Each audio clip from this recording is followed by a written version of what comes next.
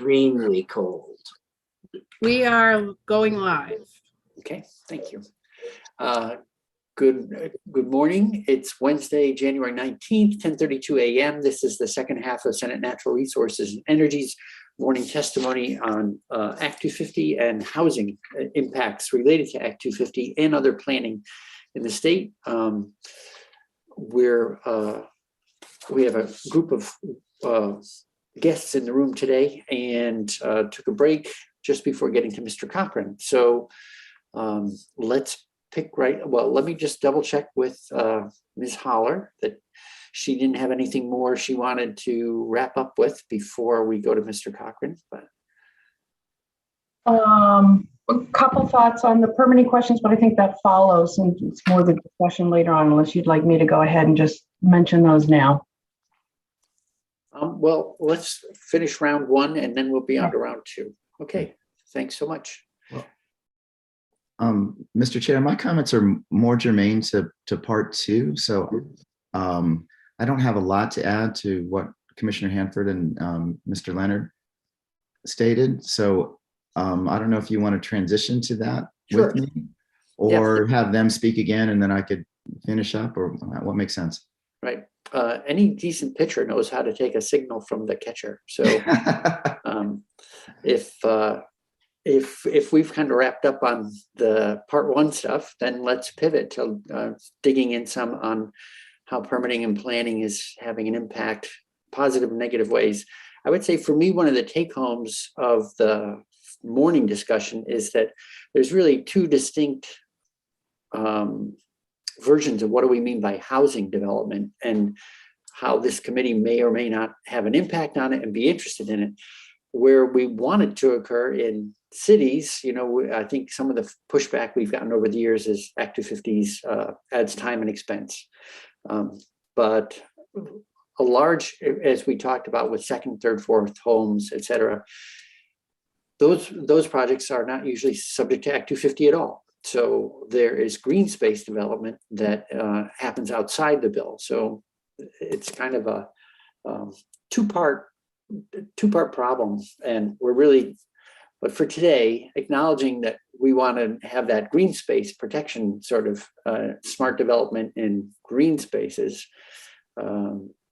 That's another conversation we don't want to lose sight of, but we're really focusing, I think, on development in more developed areas today, as best I understand our conversation from the morning. And with that, so I'll return to the top of the, unless you want to, if you want to go last, I would then return to the top of our batting order, and that would be to the commissioner if we want to pivot to the permitting questions. So Commissioner Hanford, there you are. Thank you. Yes, thank you. And this is great. I don't have a lot to add to this part, and I do have to leave no later than 11. So thank you for switching back up.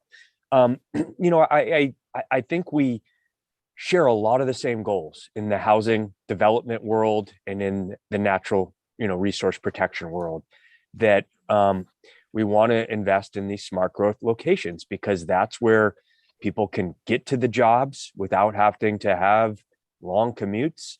It's where we have the infrastructure already ready to go and take advantage of. I think one thing I hear from the economic development world and some very large businesses is they're very concerned about empty office buildings into the future, and that yet we have this housing shortage and crisis. How can we convert those existing built properties to housing without having that be tied up in permitting and expensive Act 250 amendments and so forth? It's already where we've got broadband and parking lots and everything, and the future is changing, and sort of we need to adapt. And also this is a chance with this massive amount of federal money that we're putting towards housing and development to maybe take an approach here to pilot and study if there is some way to have some temporary exemptions or relief from some of the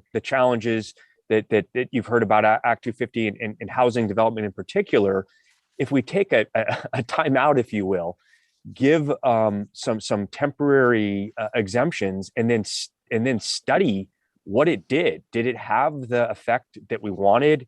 Did it target more of this development to the places that we hoped it would be? What impact did it have? Because that'll really inform what we should be doing for the next 50 years. I think is a really important way to look at this and not, open the door too quickly, but get us a chance to put this money to work, solve these immediate needs, and be able to look back and see if this had the desired effect without, maybe going farther than folks would want in perpetuity here. And so I think that's, something I want to highlight. I also want to highlight that on the climate plan, there's a lot about our future investments and how, if we really want to reduce emissions and address our climate issues, a lot of it's going to be about where people live, where they work, how they get around. And what we're talking about from a smart growth, investment in our existing built environments, providing more housing there, more mixed use, that really speaks to the future and how we reduce our emissions in all of that in a way that we can quantify right now if we take advantage of some of this building, and that's where people are going to live and move. So those are really, I just wanted to hit points. I don't have permission from some of the developers that have spoken to me about their complaints with Act 250, that they want to highlight their project with their name and, throw their neighbors under the bus for how their challenges have resulted. I do know of a couple that, they felt like they had to, one, either reduce the number of units, work out some agreements ahead of time with some other sources of funding to have abutting landowners not appeal their Act 250 permits to build housing. That really was counter to what we're all talking about. If there was more units placed there, it would be less development outside of those centers and those built environments, and it didn't feel like a good exchange for them. But if I was to ask them if you wanted some specific folks to go on the record and talk about those environments, I would need to get permission. But one that is in the public space that could be reviewed as a study all to itself is the Woodstock project, the Stratford Commons, that was publicly funded, was delayed for about 10 years and cost $2 million additional because of Act 250 appeals by abutting property owners. And it really was a challenge of folks not wanting to see mixed income, affordable housing in their neighborhood. And I think it's unfortunate that we can be put in a situation to use land use and environmental protection to stop those less fortunate among us to have housing. And I don't think that's the intent. And so that could be a case study all to itself to look at that project and what happened. But I'll defer my time to your questions and the rest of my colleagues that have so much more relevant points to this second part of the discussion. Okay. One question on, you were talking about temporary exemptions as a way of piloting stuff. And this committee has actually done a lot of piloting of projects that then end up turning into full-fledged programs, weatherization being one of them. But right now, as I understand it, priority housing projects are already exempt from Act 250. So has that, you could say that's a pilot of sorts. Well, it's not actually a pilot, right? It's a permanent exemption in statute, but has that provided data that said, oh, well, once that exemption was granted, many more priority housing projects moved forward? Yes, and I believe Chris Cochran has some data on that. We've looked at that. And I would say that the priority housing project exemption has been a great tool. It's done the housing where we want it, but it's not enough for two reasons. One, there are sort of, I would say, artificial caps on the number of units that could be eligible that really have a unintended consequence, again, where, a community of below 5,000, has a cap of 25 units and so forth. I'm not getting the exact numbers, but I'm representing the problem in that, I can think of my own community where a large senior affordable housing project is right on Main Street and was built, and that wouldn't have been eligible for priority housing project exemption. They would have had to go through the full Act 250.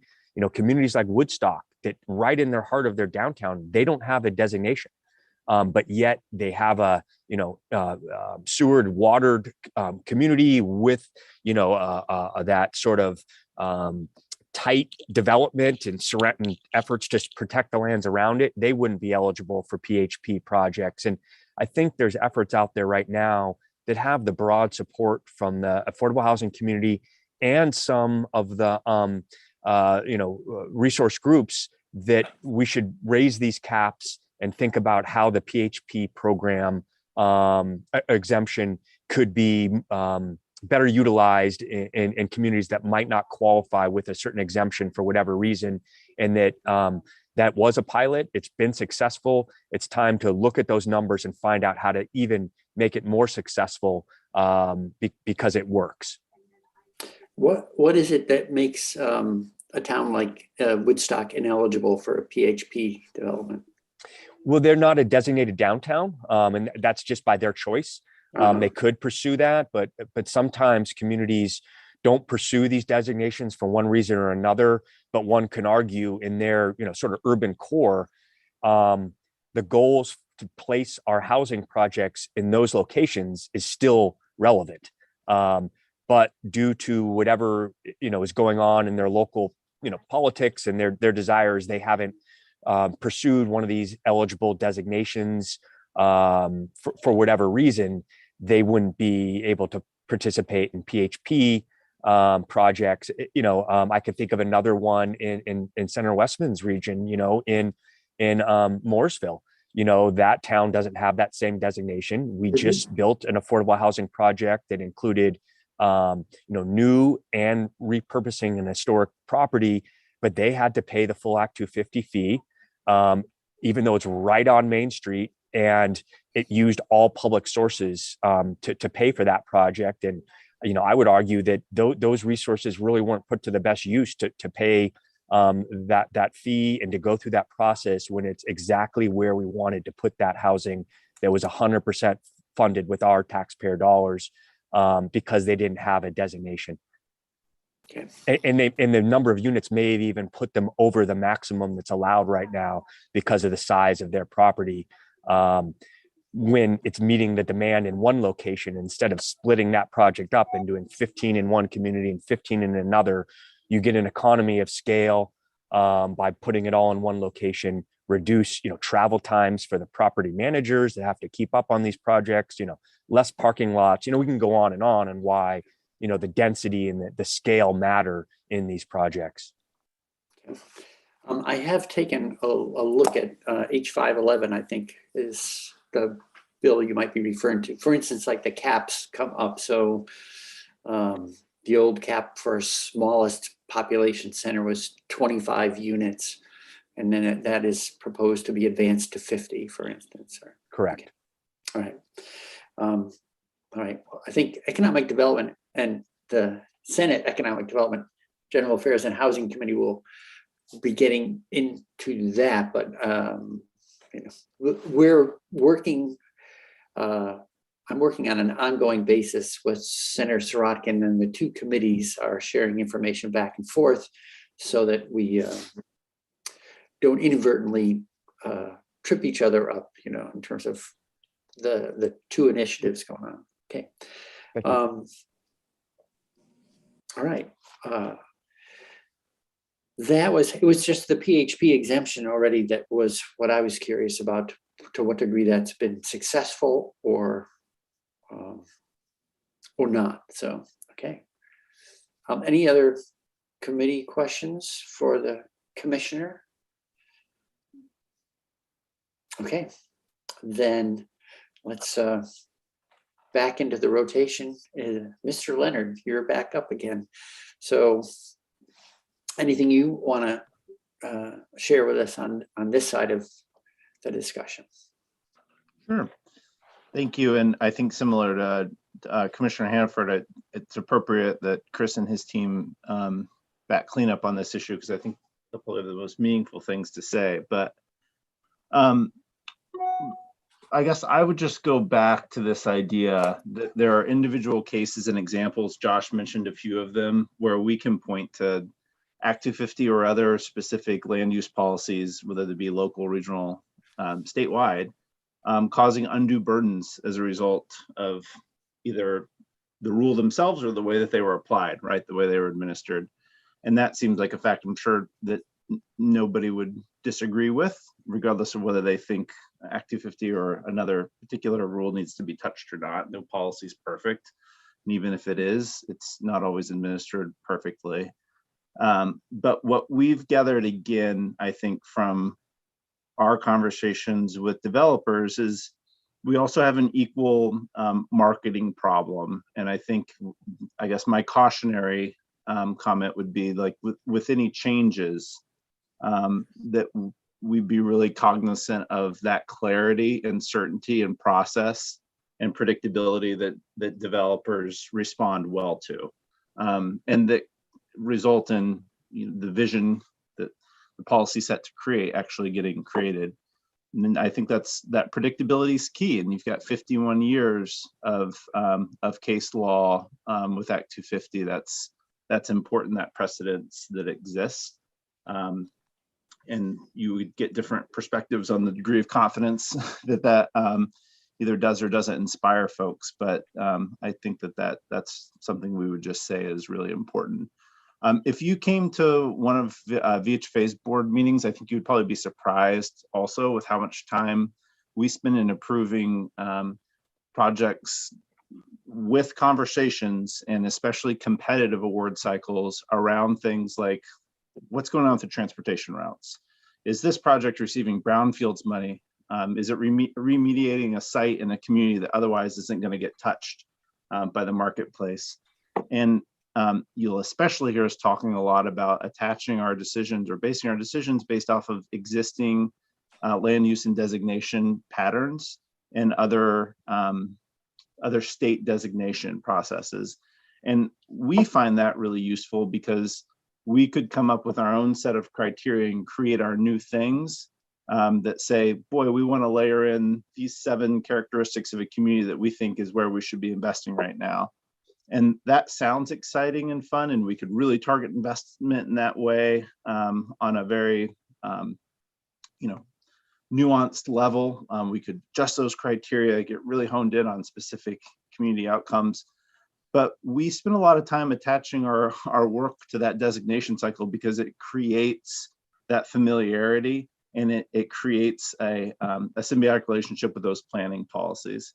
So I would also just say that our philosophy is use those existing designations and planning tools that communities and developers are used to using, are accustomed to. There's a lot of layers to designation processes and the way zoning is constructed, between regional planning commissions, the state, and local municipalities. And as much as we make that more complex in the way we do our funding decisions, we see that as a negative thing. So we try to be really careful about that when we introduce language around, okay, how are we going to prioritize our funding in regards to what types of planning conversations a community has or what's going on in terms of their development bylaws or something specific like that. We try to use those existing designation programs because that tells us they've gone through a lot of those public processes and had those conversations and studied these issues, probably established a housing commission, those types of things that we like to see. We count on, quite frankly, I'll say Chris and Jacob's shop in a lot of cases to ensure that those types of things are happening in the communities before we place investments there.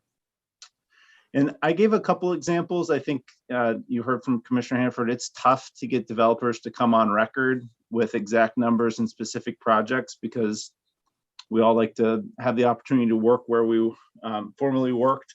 But I did have a developer give me a project example that, again, not to be town specific, but their frustration was the cost of building permits is just wildly inconsistent from town to town.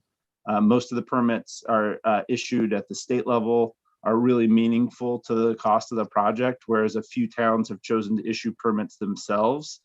And the cost of that is roughly 10% of what it costs to get that same permit through the state. So they're questioning, why do some towns choose to do that? And they've been encouraging all of their host communities to pursue that methodology, just as a window into one developer's perspective or opinion. And they provide an example of working on a $31 million project and having a total of $12,000 in permitting fees, and then working in a different community on an $8 million project and having $65,000 in permitting fees. And there's lots of characteristics of a building and the site that can cause that too, but I think they were trying to draw a distinction between that experience based on whether the town was doing the actual permitting itself. Okay. Thank you. So I'd just be that cheerleader that we need a lot of voices at the table, and again, that predictability, consistency, and as much as we can borrow and use the existing framework in which planning decisions are being made, and where housing development's kind of being told to be done by both us as funders, because we're in concert with those state planning efforts and those regional community planning efforts, that those are positive things. Well, then I should plunge in and ask I don't know if you've had a chance to read through S234, for example, or Senator McCormick's bill, which, uses the master permit strategy. But so to stick to 234, because I can ask this question better, and that is, it proposes, another designation, right? Sort of an enhanced designation for that would be available to designated downtowns plus neighborhood development areas.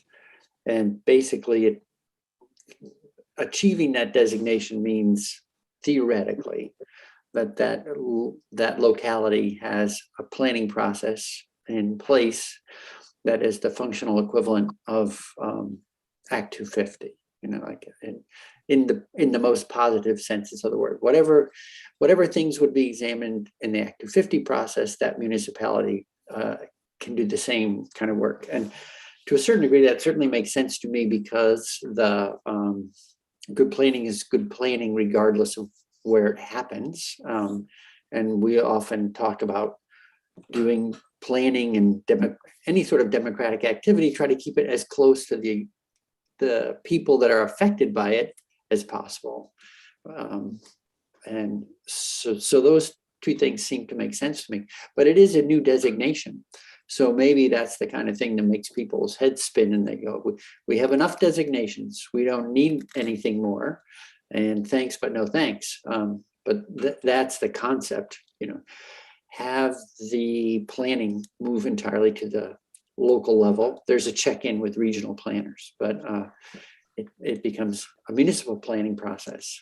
And that was also intended to achieve eliminate, we would hope, some of the complexity of moving back and forth between municipalities and the state on different aspects of permitting the same project. Could it be a little more of a one-stop shop, to use an old phrase, at any rate? So, we don't want to be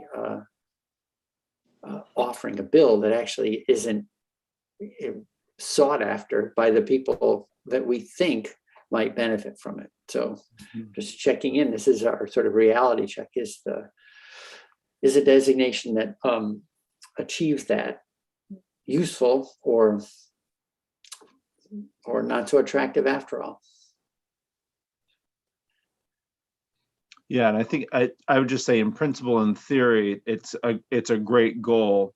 I think my cautionary tale is the one I told, though, is we try to be really conservative about creating new things. So I'll be really curious to, again, hear the reflections of others on this call in regards to adding that, who are responsible for balancing those delicately layered zoning maps. Because you're right, when a developer's checking all their boxes for, okay, if I'm competing for this resource and I need to be in this zone, and I'm applying for this source of funds that is limited to this zone for this type of remediation I need to do for the property or project, every layer we add onto those maps and complexity gets worrisome. So that's absolutely a concern. And then I think the other area that may be worth thinking about and looking at is just how appeals work. We have spent so much time building very valuable public processes around around great policy. And I feel like the things that you all work with, especially, there's great engagement with the public and opportunity for people to speak up. And I think we have to continuously look at who's using those platforms to appeal and make sure that our appeals processes are working the best that they can. That's always something I think from a municipality, putting my old municipal hat back on, that was a conversation too.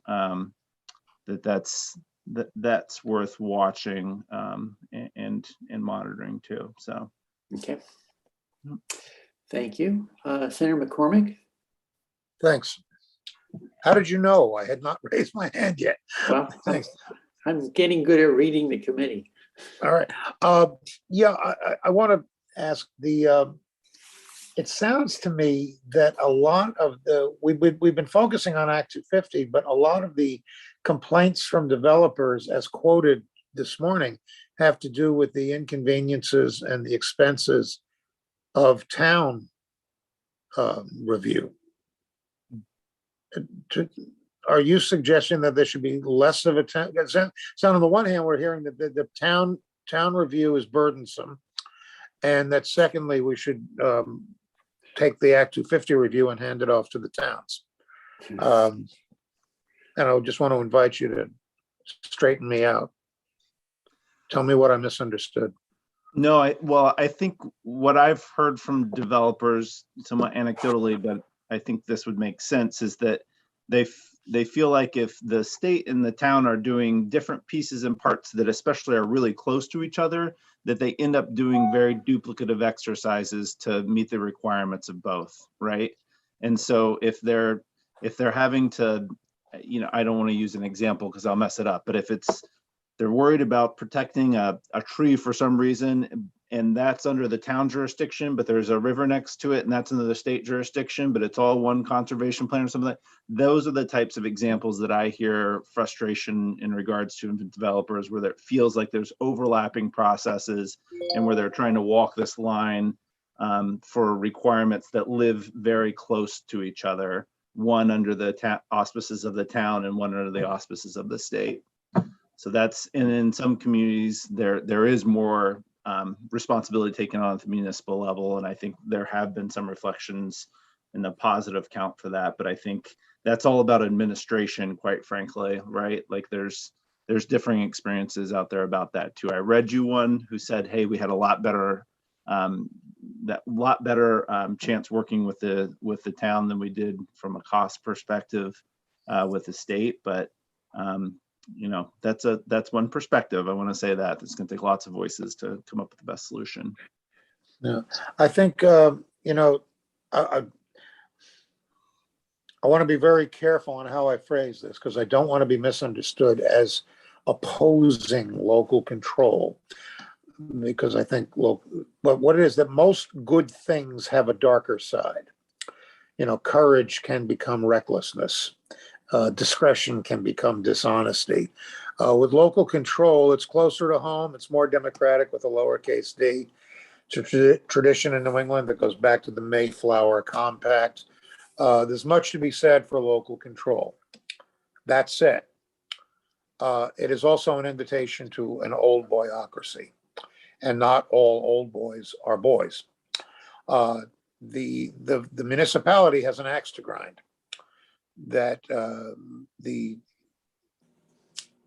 district commission may not have the same axe to grind.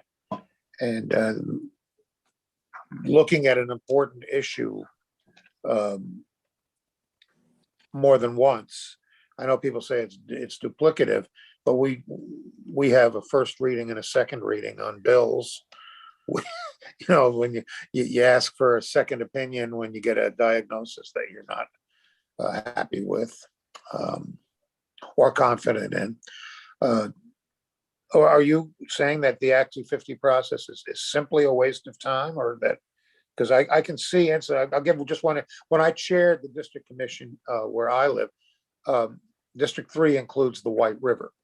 And there was always a question that, the folks in one of the towns along the White River were absolutely convinced it was their river.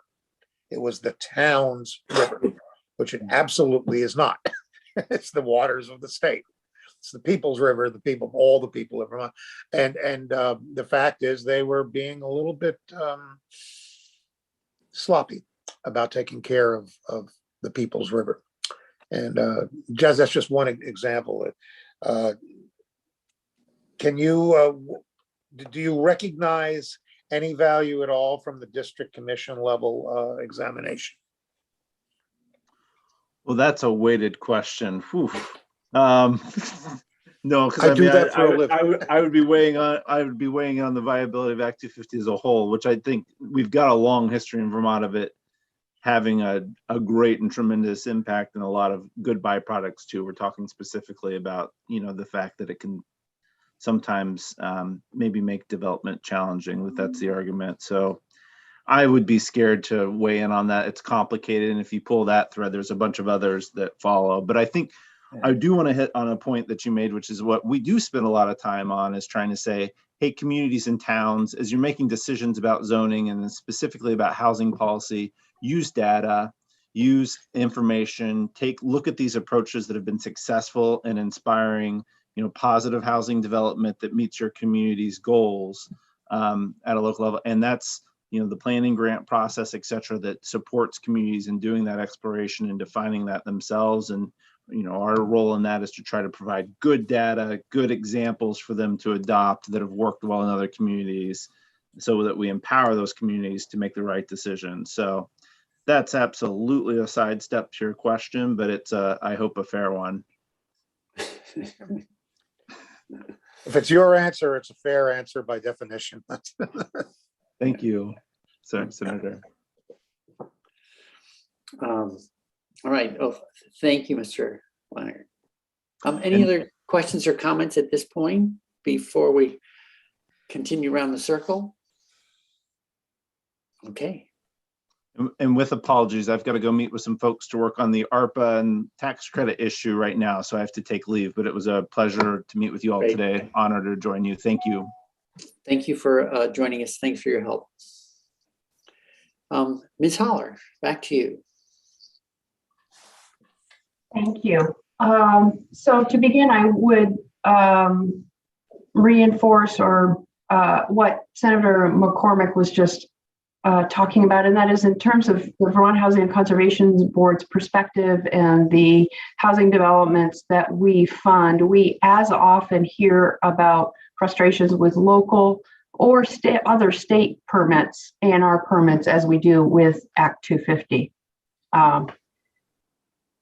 It might be helpful because I think part of the committee's thinking is about how do we think about the tremendous opportunities offered by the federal funding at the same time as we think about what are the important values to maintain here in Vermont regarding our land use. That I can report that the Vermont Housing Conservation Board deployed $34 million of the coronavirus relief funds across 21 towns to create 235 homes. Those weren't all new construction. And we now have been allocated $64 million in ARPA. That's not what's been proposed in the BAA or the governor, but from the last session. And we've committed by the end of next week, we will have committed a little more than half of that to projects. Probably all of it will be committed by the end of the session. And that's another 15 projects. And we even count all those projects. We don't fund them unless the permitting's pretty much lined up, and we don't release the funding until the permits are actually in hand. And there's only been one instance among all those projects where there's been an Act 250 issue. There was one in the city of Rutland where there was a conversion of a John Deere dealership into transitional housing for the homeless. And there was a jurisdiction assertion. It had the potential to slow the project. You might recall that the CRF funding came with a very short deadline initially, projects had to be completed within 6 months. with great assistance from the Agency of Natural Resources and the staff at the Natural Resources Board, that issue was resolved and the project went ahead and met the deadline. But that's from all that significant amount of funding in those projects, that was the only Act 250 issue that we've encountered thus far. I think there are a couple of reasons for that, though, not to say that Act 250 might not slow projects down. And I think is that because VHCB's policies and priorities, and these are embedded in other funding sources as well, absolutely drives projects towards smart growth areas. So one way of thinking about that is the Vermont Natural Resources issues kind of a smart growth report card on occasion, and they put one out just a couple of months ago. And they look at the various investments that states have made in different ways, transportation, capital bill, and they examined the state's investments through the Vermont Housing and Conservation Board. And they found for the period covered, which was FY13 through 19, that 100% of the investments the state made through VHCB in new housing was all in smart growth locations. So I say all that to reinforce that where housing is sited is a very important issue to us, but also it could well be that because they're well located and an area is designed for growth, that maybe they bump up against Act 250 less often. So let's see, something else it might be helpful to talk about is that was mentioned earlier, the priority housing provisions of Act 250 right now. It's our perspective and experience that those are very helpful. While most affordable housing projects get through Act 250 okay, it does add some time and it does add expense. If projects have funding from the state housing agencies, we can kind of hold that and keep it at the ready until the project can move through that. And in most cases, it's successful. The Woodstock example that Commissioner Hanford mentioned is the most extreme, where that really didn't go well. But the priority housing project provisions really do streamline that for housing development, and that has been a very good tool, not only for making sure affordable housing projects go, but even as important or more, it encourages private developers to include at least some portion of affordable units within their developments. And that's very important for a number of different reasons. And I think that's including that as there's more and more pressure and more development comes to our community centers, which is a great thing. That's what we want to have happen. It's incredibly important to make sure that we don't become so successful that all that development pressure ends up driving people with fewer means outside of those communities, and so that it doesn't drive affordable housing or shelters to the fringes of communities where people aren't able to access services and any number of other things. So we have heard in some instances, when you hear about lessons learned in other states, that sometimes they will regret not having kept protections or priorities for affordable housing within their kind of their smart growth or their downtown or community center incentive program. So it's very important that be preserved. And in some of the discussions, and I believe actually in your committee, I raised this concern probably 2 years ago when the committee was discussing exempting all development in certain designated areas. And the request from the VHCB and from the Vermont Housing Finance Agency, the Affordable Housing Coalition, was to, if the committee was going to proceed with that, to ensure that there were some other ways of ensuring affordable housing and people of all means, low and moderate income, would still be served by whatever development happens in those areas. And there were some provisions included, which are now being reflected in S234. So we're happy to see those, including in order to get an enhanced a smart growth designation, the municipality would need to show how it was meeting the terms of the housing element of its municipal plan and actually implement or commit to certain strategies, whether that's specific funding for affordable housing or inclusionary zoning or other things. So I don't want to get too far into the details on that, but we think that that's important to maintain if the priority housing project provisions or are somehow negated by some other change. Right. Yeah, that would certainly.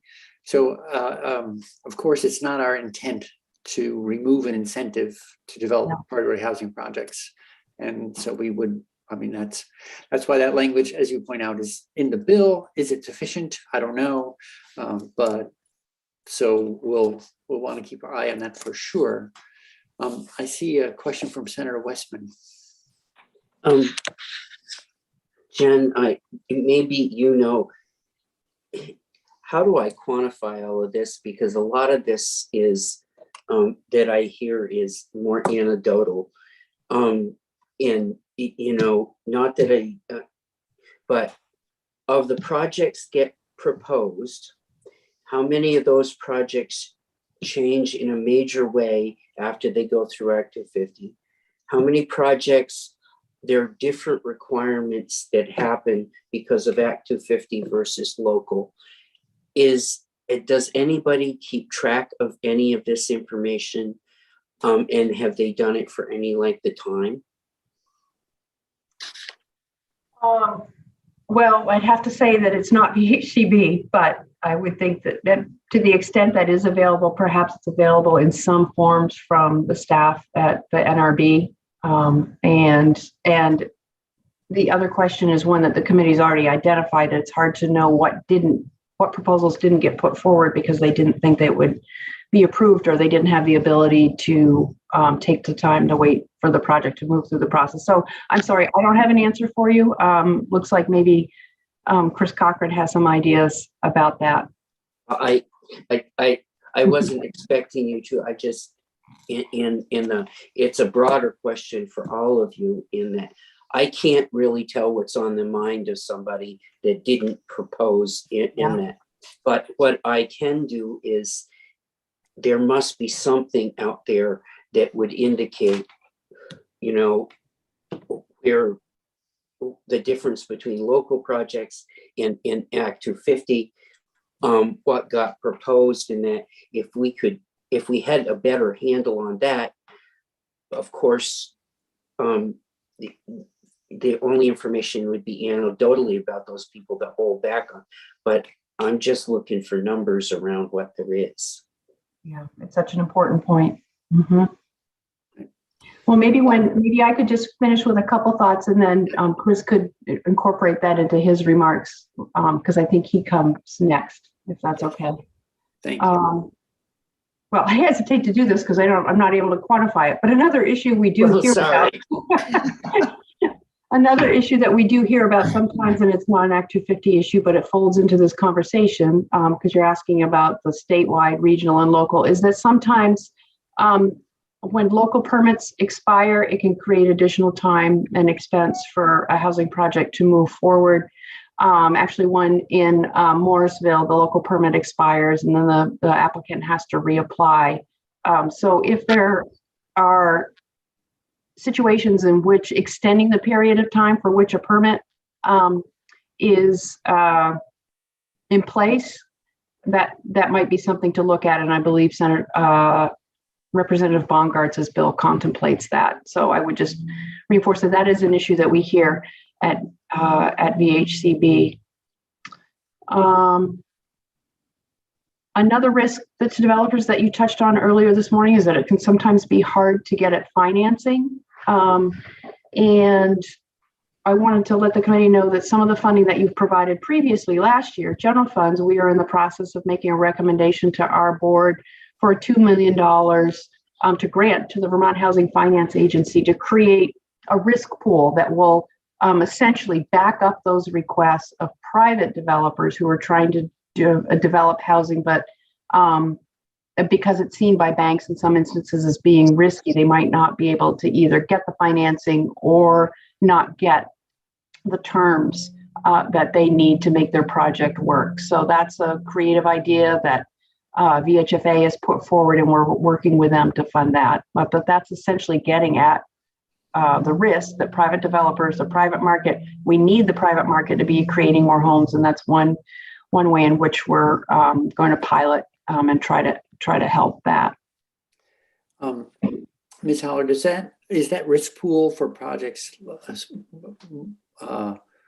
more focused on redevelopment, where the property is, can't get the property's of questionable value because it has so much work that has to be done in order to be able to resell it if there was some sort of failure of the business, that kind of thing? Or are we talking about brownfields?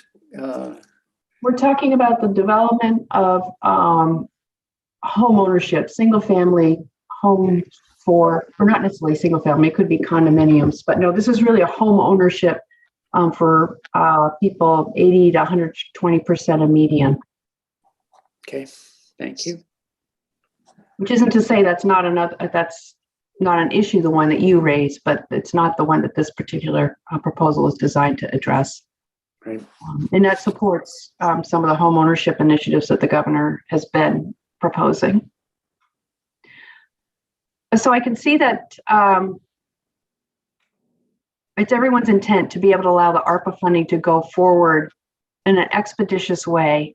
There is a timeline from Treasury of 2024, the end of 2024, the funds have to be obligated. And then by the end of the year, 2026, those funds have to be expended. It seems a little ways out, but the typical housing project can take 2 to 4 years to develop and get underway and be completed. With the coronavirus relief funds, that pace was accelerated incredibly, but that's really not replicable. And in many instances, projects for those funding sources were chosen because they could be done unusually quickly. So I think that it's important for us to be able to allow ARPA projects to go forward, but at the same time that we do that, we really, I believe, have to reinforce and strengthening the state's planning efforts. The helping municipalities update their bylaws and zoning to allow for greater housing density, to help accommodate the internal and external pressures for housing development that we're seeing and allowing that housing to be created. The governor, I think, has proposed increases for the municipal planning grants and the regional planning commissions. Both of those are important, and especially important for the regional planning commissions in order for them to be able to help smaller communities that don't have the capacity or dedicated staff to be able to access or navigate some of the other, the designation programs or others. VHCB has tried to support those efforts in partnership with the Department of Housing and Community Development.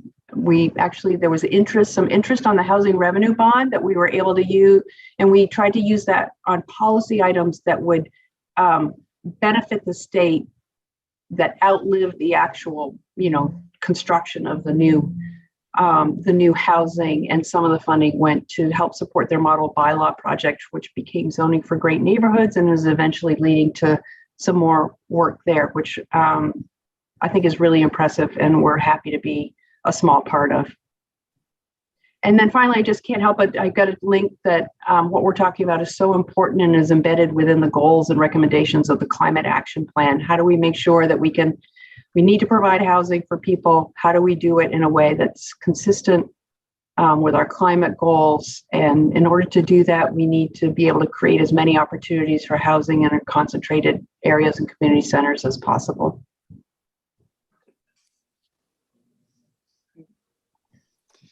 So with that, I guess I would take any questions and hand it off to Chris. Any committee questions, comments? All right. Released from the on deck circle at long last. Thank you, Mr. Chair, committee. Great to see you guys. Chris Cochran from the Department of Housing and Community Development. And I've been telling everybody in testimony this year, I have the best job in state government. And I do believe that. We have an incredibly hardworking team, and we work to help communities revitalize themselves. We work to provide communities the training, the resources, the funding, the help they need to make themselves a strong and vital downtown village center. And it's a fun job. It's challenging work. This summer, we've been incredibly busy. We staffed and supported the important work of the Vermont Climate Council. And I'm joined here today by a member of my team, and he offers some perspectives that I lack. He was director of policy and planning in the town of Milton. His name is Jacob Hemrick. He is a huge asset to me and to the department and to the state. And I'm not sure what kind of additional comments he has to make, but if we do get into a more informal conversation, I value his perspectives, and I hope you do too. So before I get into kind of the comments I wanted to make, I wanted to just follow up on a few questions. Senator Westman, I think you make a great point about where's the data. I think the challenge from my perspective is so much of our regulatory stuff is siloed. You know, what A&R does, what fire safety does, what a municipality does, what Act 250 does, is they're all working in their own silos. And so nobody's rolling up this information and collecting it to let you know kind of where things are, where the bottlenecks are, what kind of changes we need to make. And it's a complicated system, and it is hard to change it. But I would say some states have worked on this. I think the state of Colorado, had a permitting integration office that looked at kind of how do we roll these things up? How do we eliminate duplicative permitting? And I don't know if that's a good fit for Vermont, but I think there is an opportunity in looking at our different permit programs and how they do work together, or oftentimes in tension with each other. So I think it's a great point, but it makes it really hard to answer your question. I think some communities do. I think Chittenden County does a pretty good job collecting permit data from municipalities, and you may want to talk to Charlie Baker, who's head of the Regional Planning Commission in Chittenden County. He may be able to give you some insight on kind of what's happening, but again, he doesn't connect to the NRB, and there's no interconnect there, and so that's a challenge. I'm going to talk to you a little bit about the priority housing project information that we've collected. It's a great, important program, but there's no database right now. I think they're working on it, but there's no database that actually collects information on the number of priority housing projects. So there's an informal request that goes out to all the district coordinators to gather this information. So we need to do a better job collecting data. Data informs good policy, and I think making policy by stories is how we do it a lot, and I wish we wouldn't.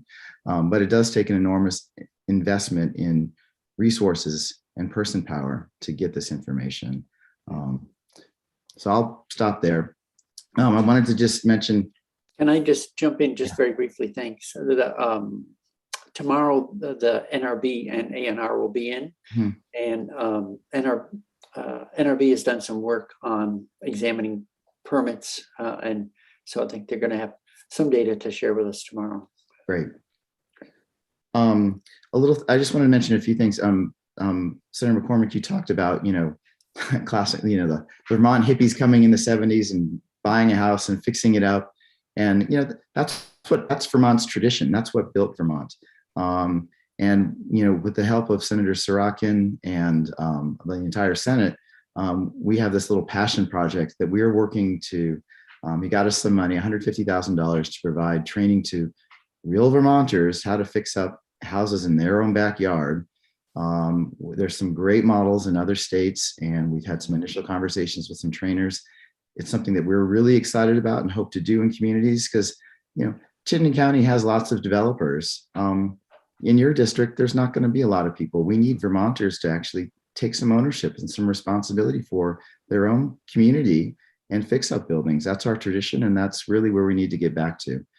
So I'll tell you more about that when we have more time, but it's something that I think the tax credits that the governor proposed to increase the tax credits and support broader areas that include those neighborhood development areas are going to be an important tool for the people who have trouble with financing these projects. So I see some real opportunities. There is a housing market. There's no doubt about it. I think we just need to provide proper alignment of our policies and our programs and our funding to get the outcomes we want. And that's really kind of the focus of my department and kind of what we do. So there's some exciting new things that we're working on. I also wanted to mention The tax credits can be really important when we, our downtowns are going to be struggling. The office needs are not going to be the same post-pandemic. I think we've changed forever. So what do we do with those buildings? And I think the tax credits can be an important part of how do we convert these commercial properties into housing, because they are in the right location. The impacts are already there. So how do we make investments to get more people, more vitality, more energy, more opportunities into these centers? So I'll stop there for now, and I'm going to switch on to a little bit of kind of my prepared remarks. My department oversees the state designation program. So we designate downtowns, village centers, neighborhood development areas, new town centers, and growth centers. It is a layered and kind of confusing framework. And one of the things that in H511 is a proposal to take a step back and do an independent review of those programs and come up with a more rational and simplified framework. The programs were created at different times for different purposes. There was never an idea that Act 250 exemption would be linked to designation, but it speaks to kind of a weakness we have in kind of our state planning framework. And people latched onto that because everybody recognized that these were the places that we want to develop, we want to grow in. But it's still hard. Development, putting buildings in our downtown centers supports a whole bunch of goals. It supports our climate goals. It supports our economic development goals. It supports our housing goals. It supports our kind of community vitality goals. But it's bottom line, it's more expensive to do that than it is to build in a greenfield area. So we've worked hard to kind of identify what the challenges are. Often it's increased land cost, it's contaminated soils, it's excessive parking requirements at the municipal level. It's having to redirect traffic while you're building your project. That adds a cost to redevelopment. You're working with neighbors in a compact center, and as you heard in that one example, neighbors can often influence the design of a project, which can add costs. And neighbors can also appeal because you have a whole lot more neighbors in a center than you do in a rural greenfield. We've made some progress aligning our local regulations and our state regulations to support the outcomes we want, but it's also funding's a piece of it too. So the downtown tax credits that I mentioned, the brownfield grants are a huge boon to redevelopment within our centers. TIFs and mini TIFs are important tools, or how do we get the infrastructure improved to support the types of compact development we need. The bylaw modernization grants that were supported by the House and Senate last year were a huge game changers. 41 communities are going to update their zoning bylaws to become more welcoming to housing within their centers. It's gonna take a while to happen, but it will be a big change. And then the Act 250 changes that this committee's talked about for many years. I think we've been talking about this for at least 5 years. But if we can get our funding and our priorities and our policies aligned to get the outcomes we want, I think we can make a real difference. But we're not there yet. I think development in rural and suburban areas is still cheaper and easier. And it's cheaper and easier for developers, but it's not cheaper for the rest of Vermont and for all of us. And so we need to figure out how to change that. The consequence of it being cheaper and easier to develop in a greenfield has led to parcelization and forest fragmentation. This committee is well aware of that, and they've seen the data and support and reports from VNRC. I guess, Senator Bray, you asked, what's the problem? What are we trying to fix? And I think we're trying to fix jurisdiction. Act 250 jurisdictions was not perfect. The general 10 acres, 10 units is a blunt tool. It doesn't capture a lot of the development. Most of it's sub-jurisdictional. Right. And how do we change that? We really need to engage the local communities to be a part of this. And I think it's through local bylaw investments in our local planning framework is really how we move the needle. But also changing Act 250 jurisdiction at a high level to catch those other developments that we're trying. We want to steer development in this area, but the tools we have right now are not getting us the outcomes we want. Right. So on that jurisdictional question, what brings to mind for me, I think, I forget the number, it might have been Act 174. It's the energy planning construct that we put into place. So, you might recall that for energy projects being proposed in a town, when they go to the PUC to get a certificate of public good, towns were given due consideration at those hearings. And towns complained that that was not enough influence. They felt like they weren't influencing the outcomes. So what we worked through and is put into law is if you develop your town energy element so that it's supportive of the state's energy plan, and then you get it certified as such, then if you participate at the PUC, you're given due substantial deference, which to me really, the idea was we were going to tip the teeter-totter. It went from you were weighing in, but you were in a sort of a minority position. And now if you were given substantial deference, there would have to be a compelling reason to not sort of yield to the town's perspective on a project.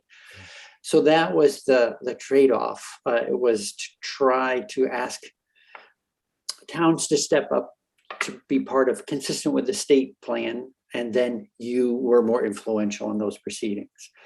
And it sounds a little bit like that's what you're talking about in this jurisdictional question. It's like turning things over to a town, but to Senator McCormick's concern about, and I've witnessed it in towns I once unnamed towns I once lived in hundreds of years ago, that what happened in the town planning, and I guess I'll just go back to what it was said, a good old boy network that was not particularly interested in sort of like good planning and process. It was quite literally who you knew, and your project would be viewed favorably and others might languish. So I don't know how we create a good local process. That's the goal of this bill, really. It's to say, if we're going to delegate down to the municipality, can we encourage good work at that level? And so that's the concept. Whether this is workable or not, I don't know. No process is perfect. Local, state, there's always going to be flaws in the system. I do think our framework is under-resourced, and I don't know how to solve that. I think you can get a lot of different opinions just depending on what level of governance you're looking from about how to solve that. But I do think, the fact that communities are recognizing that housing underpins our economy and where it goes is really important to our climate and energy goals. I think, and the fact that we have 41 communities wanting to support compact development, I think there is a tipping point that we are seeing. And will kind of weird things happen from town to town? Absolutely. But I think we're moving in the right direction. So I didn't really answer your question, but I think this is a slow boat, and we need to keep on making investments to keep turning it and keep moving it in the right direction to support our broader environmental, economic development, and climate goals. And I think it's a partnership between the state and the municipality and the regional planning commissions is how you're going to get that to happen. Do you see any steps? Maybe it's, municipal planning grants is just that slow, steady work. That's the surest path there. But, what I'm wondering is how we take sort of the best examples of what's going on at the municipal level and have that spread to other municipalities. It's what we do all the time. And when we try to deliver something new, that's a pilot, that's an innovative idea, we pick a few communities to target our resources and attention to. That was our model for the zoning for great neighborhoods proposal that said, hey, look, make a few small changes and see what a difference it makes. And then we held up those communities, and they were the ones, I guess, who evangelized to other communities that, look, you can make these changes, you can become more accessible, and it is going to make your town more competitive and it's going to make your community stronger. Change is okay. But it is hard when it comes from the state level. But getting the municipalities engaged and wanting these changes to happen is really key. I think it was last spring, or maybe it was a spring prior. We were talking about the building great neighborhoods. I don't know. I don't think I got the name quite right. Yeah. It was, you were on the cusp of rolling it out, and then COVID hits. How does that fit? What's happened on that front, and how does that fit into this discussion? So there's a couple of things as far as like highlighting the need to modernize and invest in local planning. Zoning for great neighborhoods was a great table setting thing. It elevated the fact that much of the zoning in Vermont was rooted in 1970s thinking and supported kind of the suburban development pattern that we all say we didn't like, but we weren't making investments at the local level to really help communities take the step.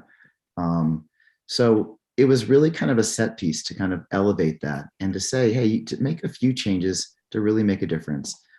We did a book with support from, this was a big partnership project. It was the Vermont Realtors Association, VHCB, and AARP Vermont funded the project. It was mailed to every community that had zoning. That we provided an online training because it was COVID and it was the early days of COVID. So we maybe didn't do the best job, but those resources are still out there and available. Regional planning commissions are showing the videos to communities to help them with their bylaw modernization grants. And that was kind of the next step. We got the communities excited. Now they needed money to go implement these changes. So with help from the Senate Economic Development Committee, Senator Sorokin allocated $500,000 in the budget to support these bylaw modernization grants. And communities just got word, the press release went out, I think last week. And over the next couple of years, these communities are going to be working to make small changes to their zoning to become more welcoming to housing opportunities within their centers. And is one of the ones, the impression I have is one of the most important of those is density. Is that correct? Yeah, well, there's a lot of things that are really hold things up. Density is a component of it, but there's a lot of things that keep, parking, excessive parking requirements, stymies accessory dwelling unit development. You have by right accessory dwelling units. If you want to build one, the town has to figure out how to give you a permit. But zoning is really complicated. Communities will find other ways to say no if they're really intent on saying no. They'll create setbacks that say you can't actually do that, or they'll say, well, you need room for 5 cars if you want to do these things. So it's hard, but we are making progress. I think the other thing that really elevated the housing issue on the municipal level was a bill that Senator Sorokin started, was S237. And it had kind of a soft mandate to saying, look, within your sewer and water service area, which the state is heavily invested in, you have to support smaller lot development. You can't be exclusively single family zoning in your approach. And, this is where the housing needs to go. This is where the infrastructure is. And for the community to say, we want 2-acre zoning within our center because we don't want to welcome any change. It's not a good use of land and it's not a good use of public resources. So I think those conversations, while difficult, have really raised awareness. And then, the equity concerns related to the pandemic, I think have really opened Vermonters' eyes that we need to be welcoming to all different types of Vermonters and find places for people to live. And it's not fair when people have to drive until they qualify and only the wealthy people can live in the amenity-rich centers. So these are not easy and they're not quick, but they're important conversations and they're happening. These bylaw grants are going to require communities to figure out what they want to do and how they want to be part of the housing solution. Yeah, I happen to live right next to Bristol Co-housing, and I think it was originally 2 big old houses. Maybe there was a third. I'm not sure. At any rate, now I think it's home to 12. Yeah, and it's anything but cramped, and it fits right into the village center, and it has its own green space as well. So yeah. No, it's a great project. And I believe Bristol even got a bylaw modernization grant. So there's more work to be done. And that project, I think, also got tax credits. So, it's all these pieces that come together. It's not changing zoning or changing Act 250 alone is not really going to make the difference. You need this kind of overall approach of a lot of things that we can need to change and get working together to make a difference. Senator McCormick. Thanks. I wonder if the elephant in the room on this entire discussion is market forces, what people want. There've always been people who prefer life in a heavily settled area, obviously. The quintessence of wealth is Park Avenue. And similarly, the hipsters, the young generation, seems to have acquired a taste for urbanity. There are sections of New York City that were slums that people couldn't wait to get out of 50 years ago that are now quite trendy, Williamsburg and Brooklyn and so on. But I think that's all the disclaimer. I think by and large, people want to live in the country. Certainly in Vermont, people want to live in the country. What do we do about that? I can't really, I mean, we're not requiring people to live anywhere, or we're making I them, know. these are personal decisions. What we're trying to do is saying, I want municipalities to look at their land like a farmer looks at its land. Where can we make investments that really are going to give a good economic return? Where are we going to make investments that are going to fill our schools, that are going to support our grand list, that are going to be able to pay for the municipal services that we need and the amenities that communities want? People are going to live where they want to live, but we want to make it easier for people to live in our centers. The governor often talks about our demographic challenges. If I was an older person living on a hill, I'm going to be that person pretty soon. I do want to move to a center in 10 years. And I want to live around people and be able to walk to the store and be close to the doctor's office and the pharmacy and all these services. So I do think this is going to change, but somebody else is going to move in those places. Once a house is built, and I think this is important to your climate conversation, and once a house is built, the energy required to get back and forth to that building, the energy required to heat that building, that's there forever. So how do we tip the scale and if more housing is coming to the state and more people are coming to the state, how do we tip the scales so there's more opportunities, more housing is created in a way that's more sustainable and more consistent with our historic development pattern, and helps us meet our climate and energy reduction goals? I didn't mean to put you on the spot. I asked a question that I don't think you or I or anyone else can make a glib answer to right away. I think I'm just kind of laying down that I think we are facing the fact that market forces are not always benign, and that we can set it up as an invitation to people to behave the way we hope they will, the way we wish they would. But in the end, what my fear is that we're going to make, and I'm working against my own initiatives here. It's just something I think we do have to look at, which is that life in the country becomes a privilege of the wealthy or the well-to-do, and that we ghettoize the less affluent downtown or in trailer parks. And I've been accused of that by property rights advocates who think that the entire environmental movement in Vermont is aimed at ghettoizing Vermonters, and so that the rich flatlanders can enjoy the countryside. I don't. That's certainly not my motive, but it may be an unintended consequence. I don't know the answer to my question. I actually kind of threw it out there because I thought the chairman was having too easy a time this morning. You should. I'll go. The Vermont Realtors, or not the National Realtors Association, does some great work on kind of what the trends are and where people want to live and where these. And the trend is more people do want to live in centers, and that's really driving a lot of these costs. So I think, yes, some people are going to want to have 100 acres and not see their neighbors. But more and more people want to live in these amenity-rich centers.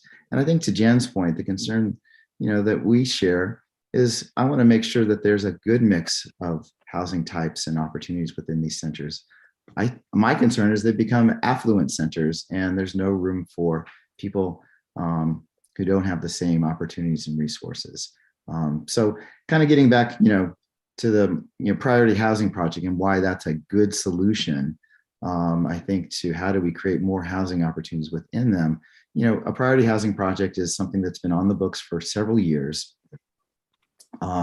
If you develop a certain 20% of your units as affordable, you can get an opinion from the district coordinator. They give you a jurisdictional opinion, and they determine that the project is meeting the priority housing project requirements and is therefore not subject to Act 250 jurisdiction.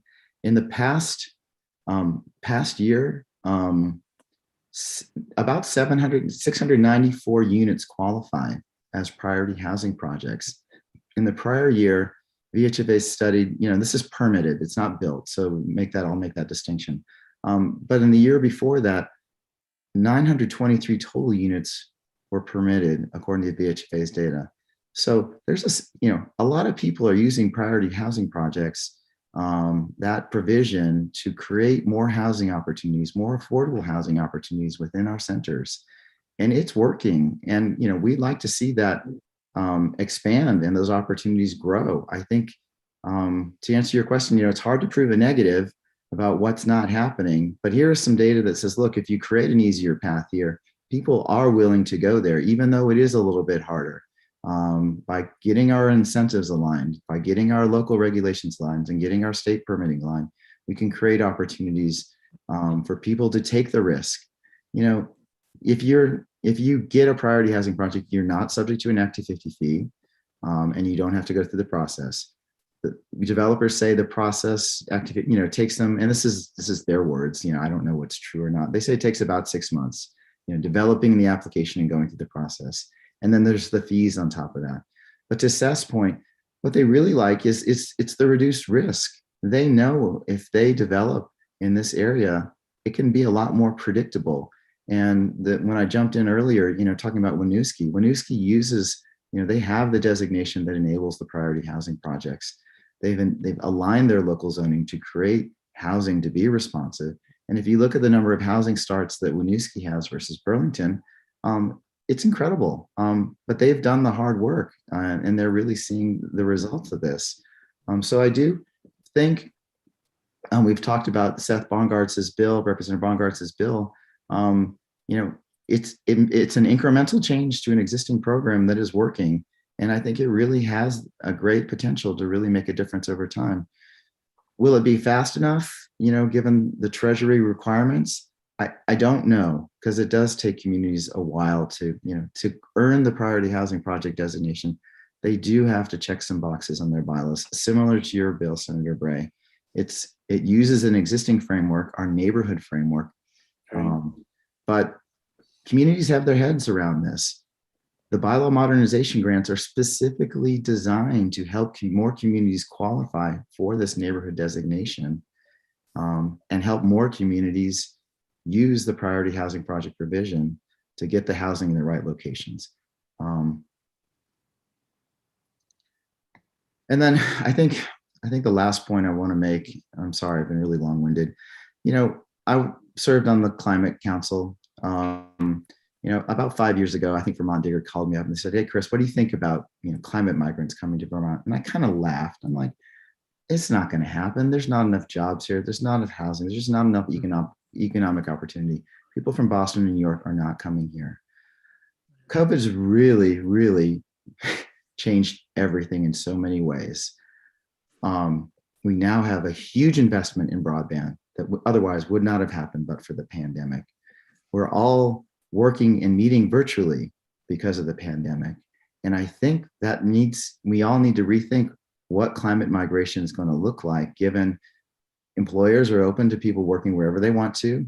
And so long as we have the infrastructure that we can support their working here, I think people from Boston and the coastal areas are going to come to Vermont.